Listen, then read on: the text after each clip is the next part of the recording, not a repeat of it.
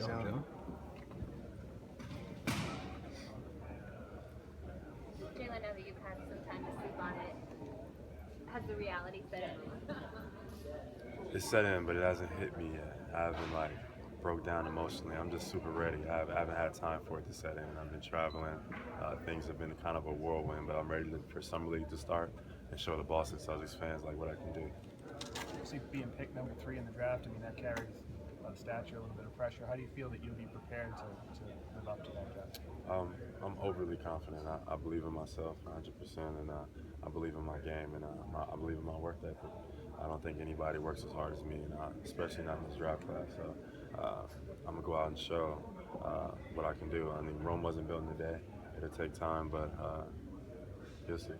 When you look at, people look at the NBA, look at it from a college player's perspective, see all the great shooters, you see, all the great athletes. And one of the things that they keep talking about you is this new era of defensive versatility, and that's really big with Brad. Is that something that you've thought of in your game and in the past, and as a strength moving forward with this team? Absolutely. If you look at kind of way the league is progressing, you look at the best teams in the world, the Cleveland Cavaliers and the Golden State Warriors. A lot of those guys can play multiple positions, and a lot of those guys are around the same size as me. You look at Draymond Green, LeBron James, Harrison Barnes, Andre Iguodala. They play a lot of multiple positions and are able to defend multiple spots on the floor, and it helps their team be extremely successful. So following that mode has been extremely helpful for me, and I think that's what Brad Stevens sees, and I'm willing to follow him. Jaylen, when you get picked 3rd overall, does that kind of justify your decision to come out when you did? I guess I didn't do it to get picked 3rd overall. I mean, it's obviously a tremendous pleasure, but it was the right decision for me and my family. It was a hard one. When you make a decision, you want to evaluate everything from top to bottom. And there was a lot of things that came out of it. But even if I didn't get selected 3, I felt like I was ready. But I'm glad I did, and I'm glad to be here in Boston. Not a lot of top prospects are willing to work out against other guys. Why was that a decision for you to do that? I guess I felt like some of the guys probably had a better year than me in college. I didn't think I had a really good year at Cal, and I think I had a lot more to show and a lot more potential. And so I wasn't hiding. I wasn't scared of anybody. I wasn't trying to cover up anything. So I decided to come in with some guys, and it paid off. Some would say that really speaks to your confidence, that you didn't have a good year in your only year in college. Still, you thought you were good enough to play at this level. Would you agree with that?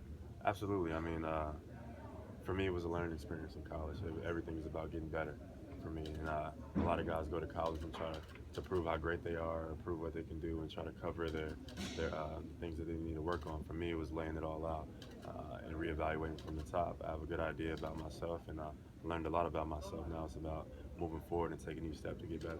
When you say you think that you didn't have a good year at Cal, what do you think went wrong there during freshman season? I just think I could have had a lot better year. I think my potential, we could have then gotten a lot farther in the tournament and things like that, and we didn't. So I put a lot of blame on myself because being a highly recruited at a high school, I felt obligated to do much better than I did, and we came up short. But it's all about getting better, and I add the fuel to the flame. So now I'm here in Boston. Now I'm ready to rip somebody's head off.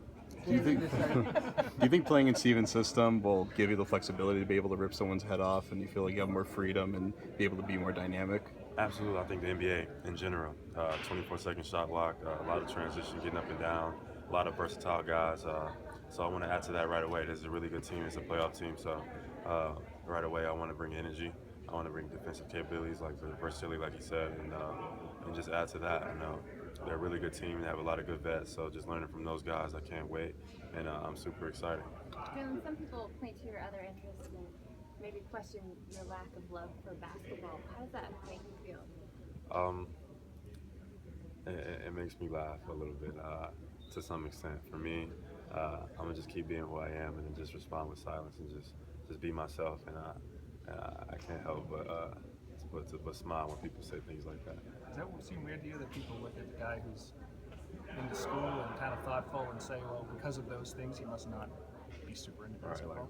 Like guys who are into school and love education are awful people, right? So to say, but I can't help but smile when people say things like that. And I am a basketball player, and I love to play basketball, but I also love education. I love reading, love literacy. So I'm gonna let people know that as well. Do you plan to continue your degree at Harvard or MIT or something like that while you're here? It's something to think about for sure. I've already looked and do some research about it. Right now, I'm focusing on the season, focusing on summer league and my craft and things like that.